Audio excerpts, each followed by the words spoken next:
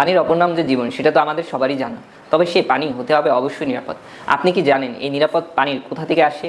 পৃথিবীর বিশাল অংশের মিঠা পানি আসে হিমবাহ বা গ্লাসিয়া থেকে, কিন্তু জলবায়ু পরিবর্তনের কারণে দ্রুত গলে যাচ্ছে এই গুরুত্বপূর্ণ পানির উৎস।